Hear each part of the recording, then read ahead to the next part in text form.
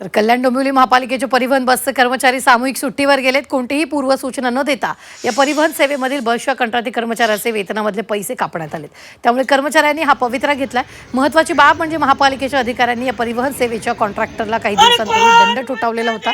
मात्र हा दंड त्याने कंत्राटी कर्मचाऱ्यांना पगारातून पैसे कट करून अनधिकृतपणे वसूल केला. या प्रकरणी कर्मचाऱ्यांचं वेतन का कापण्यात आलं या संदर्भाचा जाब मनसेच्या कामगार संघटनेनं महापालिकेला विचारलेला होता. त्यासाठी 1 आठवड्याची मुदत देखील दिली होती. मात्र प्रशासनाकडून यावर कोणतेही उत्तर न मिळाल्यानं आजपासून हे कर्मचारी सामूहिक सुट्टीवर गेलेत. कॉन्ट्रॅक्टर आहे बरकत, त्यांनी काय केलं की महापालिकेने त्याला दंड लावलाय. मग ते दंड वसूल कोणाकडनं करायचा? तर हे आमचे गोरगरीब कर्मचारी आहेतच. तर त्या प्रत्येकाच्या अकाउंट मधनं मग पगारामधून कोणाचे 5,000 कापले, कोणाचे 7,000 कापले, कोणाचे 8,000 कापले. आम्ही 1 आठवडा दिला होता. जर 1 आठवड्यामध्ये आम्हाला जर निर्णय कळवला नाही तर आम्ही सामूहिक सुट्टीवर जाऊ. आम्ही 6 दिवस वाट पाहिली. आज आम्हाला 1 आठवडा पूर्ण झालेला आहे. आज आम्ही सगळे सकाळपासून एकही बस इथून जाऊ दिली नाही.